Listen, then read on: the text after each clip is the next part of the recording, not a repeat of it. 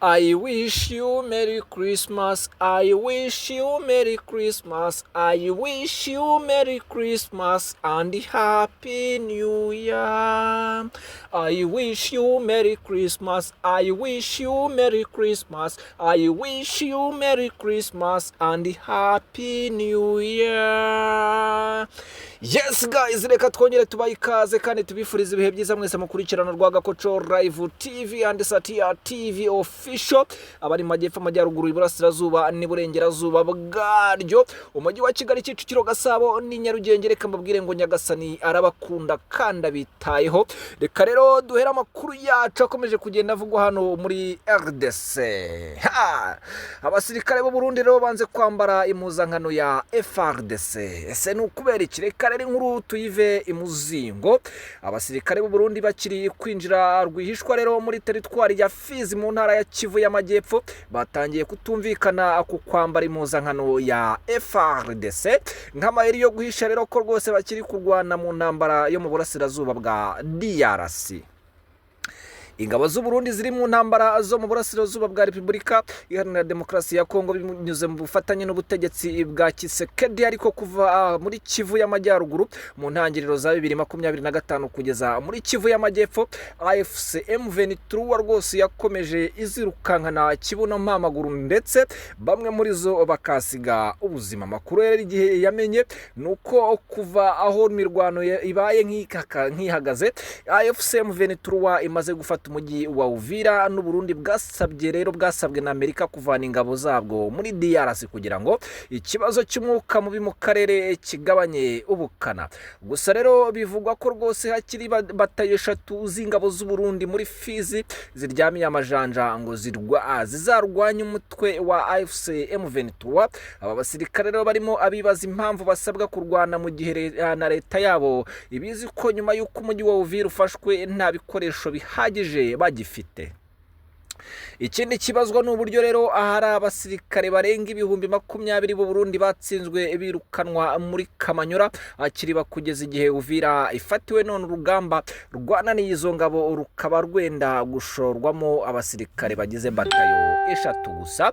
Aba basirikare bagaragaje ubwoba bwinshi, bahamya ko mu gihe Baraka yabigiye mu biganza bya AFC M23 yakurikirwa na Karemi kandi rwose bataba bagishoboye kuva muri aka gace ngo basubire iwabo mu gihugu cy'u Burundi. Abenshi muri aba basirikare bahakanye kutazambara impuzankano za FARDC ngo nubwo rwose bazi neza ko barwanira inyungu z'abasirikare bakuru, ariko biyemeje kuzagwa mu mwambaro w'igisirikare cyabo nk'abarundi.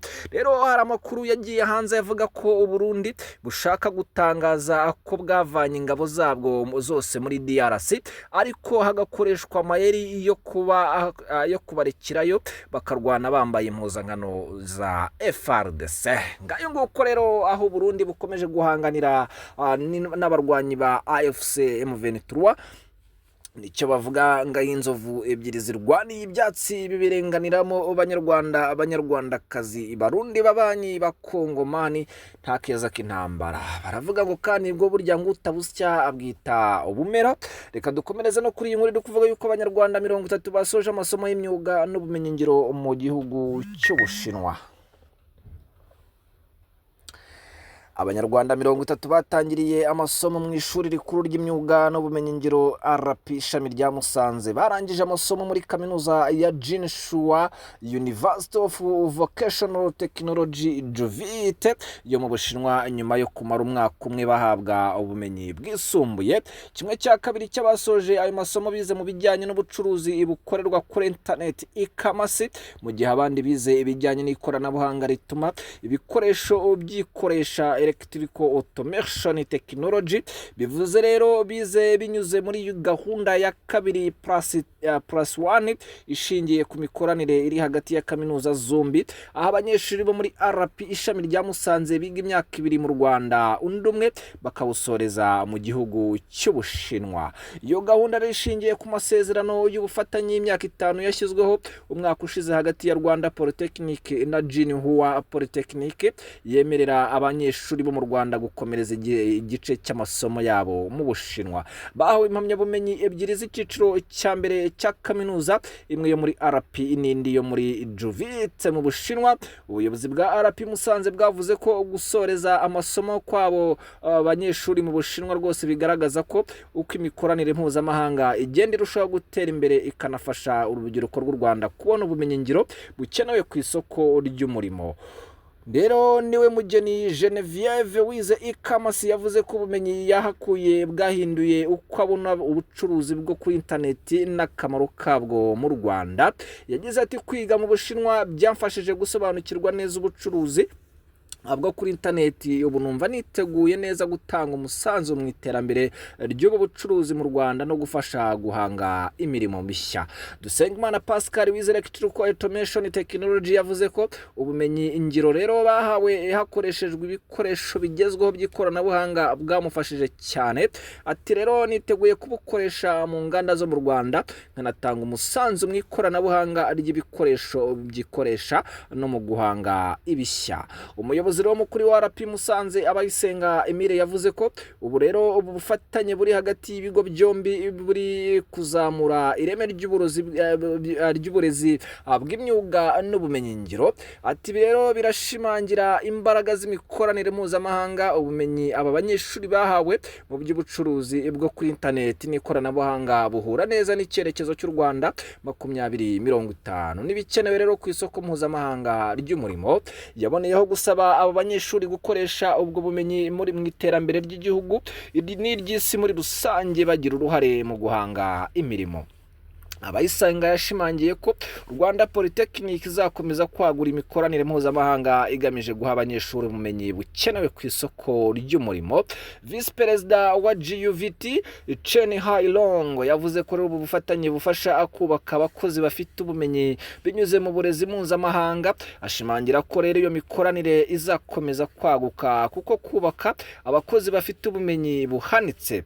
Rero biteganyijwe ko rwose ku bufatanye bw'impande buzanaguka bukagera kuguhanahana abarimu, gukorana amahugurwa ahuriweho ndetse no guteza imbere za laboratwari. Ubwo rero n'izi bihugu byombi abanyarwanda 30 basoje amasomo y'imyuga n'ubumenyi ngiro mu Bushinwa batangiriye amasomo yabo mu Rwanda. Ngaba rero ku ifoto ngaha nanone mu Bushinwa. Reka rero tubabwire ngo reka dukomereze no kuyane makuru akomeje kuvugwa hariya rwose mu gihugu cy'Uburusiya ndetse aho gikomeje guhangana na Ukraine.